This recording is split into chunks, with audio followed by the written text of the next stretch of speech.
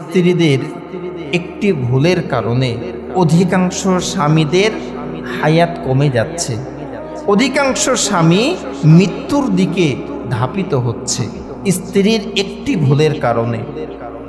একটি ভুল, খুব বেশি না। সে ভুলটা হলো, সে অপরাধটা হলো, আমাদের কিছু স্ত্রী আছে যারা সবসময় দেখবেন স্বামীকে প্রেসারে রাখে, সবসময় পেরেশানিতে রাখে, সবসময় টেনশন দেয়, সবসময় চাপে রাখে। তার মধ্যে শুকরিয়া নাই, তার মধ্যে কৃতজ্ঞতা নাই। এরকম স্ত্রী আছে না নাই? আছে। মানে কি, অধিকাংশ ঘরেই এরকম, অধিকাংশ ঘরেই। আপনি কাজে গিয়েছেন, বের হয়েছেন, কাজ হয় নাই, অল্প টাকা ইনকাম করে নিয়ে এসেছেন, এতে উনি সন্তুষ্ট না। আপনি কিন্তু সারাদিন কম চেষ্টা করেন নাই, কিন্তু হয় নাই। বাড়িতে এসেছেন, এমনি তো টেনশন, এমনি তো পেরেশানিতে আছেন, বাড়িতে আসার সঙ্গে সঙ্গে দেখবেন এমন খোঁটা মারা কথা বলবে যেটা আপনি সহ্য করতে পারবেন না। আপনার বেতন কম, ইনকাম কম, ওই ইনকামে সে সন্তুষ্ট না। মাস গেলেই আপনাকে খোঁটা দিবে, মাস গেলেই আপনাকে কথা শোনাবে। আছে না নাই? আপনি চেষ্টা কি করছেন না? অবশ্যই চেষ্টা করছেন, কিন্তু হচ্ছে না। তার দায়িত্ব কি? আপনাকে সাপোর্ট করা, আপনাকে সান্ত্বনা দেওয়া, আপনাকে বোঝানো। চেষ্টা করো, আল্লাহ দিবে। কিন্তু অধিকাংশ স্ত্রীকে দেখা যায় যে স্বামীদেরকে সবসময় পেরেশানির মধ্যে রাখে। আমাদের মা বোনদের শুকরিয়া নাই, না শুকুর। নবী করিম সাল্লাল্লাহু আলাইহি সাল্লাম যখন মেরাজে গেলেন, মেরাজ থেকে ফিরে মেয়েদের উদ্দেশ্যে দুইটি কথা নবীজি বলেছিলেন। নবী করিম সাল্লাল্লাহু আলাইহি ওয়াসাল্লাম মেরাজ থেকে ফিরে এসে মেয়েদের উদ্দেশ্যে দুইটি কথা বলেছিলেন। এর মধ্যে প্রথম কথা, নবীজি বলছেন, আমি অনেক মেয়েদেরকে জাহান্নামের কষ্টে, জাহান্নামের আগুনের মধ্যে জ্বলতে দেখেছি।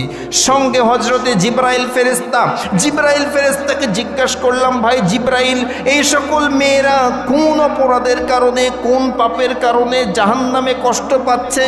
হযরতে জিবরাইল ফেরেশতা বলেন, ইয়া রাসূলুল্লাহ, ইয়া হাবিবাল্লাহ, আপনার উম্মতের মধ্যে যে সকল নারী, যে সকল মেয়েরা নাশুকুর হবে, শুকরিয়া আদায় করবে না, সন্তুষ্ট থাকবে না, ওই সকল মেয়েদেরকেই এই জাহান্নামের মধ্যে নিক্ষেপ করা হবে।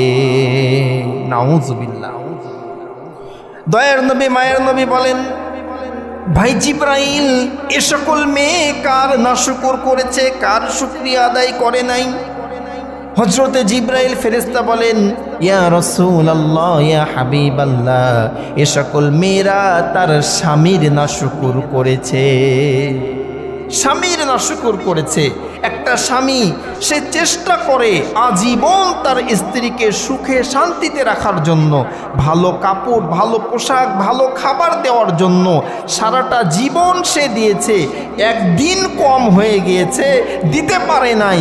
দেখবেন অনেক স্ত্রী আছে, অনেক মা বোন আছে, সারা জীবনের কৃতজ্ঞতা ভুলে যেয়ে ওই স্বামীকে খোঁটা দেয় যে আজীবনে আমাকে তুমি কিছু দিতে পারলে না, কোনো সুখ শান্তি দিতে পারলে না।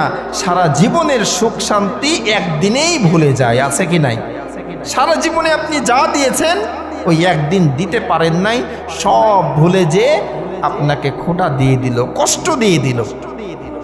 দুই নম্বরে নবী করিম সাল্লাল্লাহু আলাইহি ওয়াসাল্লাম বলেন, আমি জাহান্নামের মধ্যে ওই সকল নারীকে দেখেছি যে সকল নারীরা কথায় কথায় লানত করে, কথায় কথায় বদদুয়া করে, কথায় কথায় মানুষকে ছোট করে।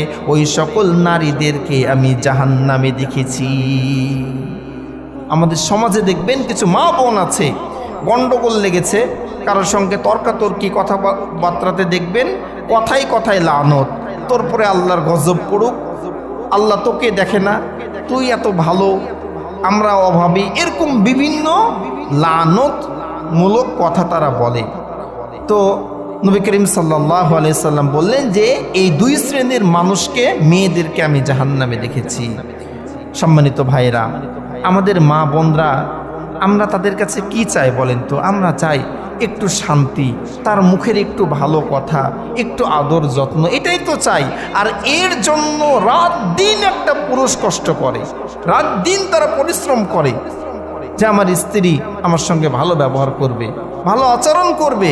কিন্তু আমার মা বোনেরা স্ত্রীরা স্বামীদের সঙ্গে এমন আচরণ করে যে বেচারা ওটা নিতে না পেরে দিন দিন মৃত্যুর দিকে চলে যায়। কাউকে না বলতে পারে, না সহ্য করতে পারে, না বলতে পারে, না সইতে পারে।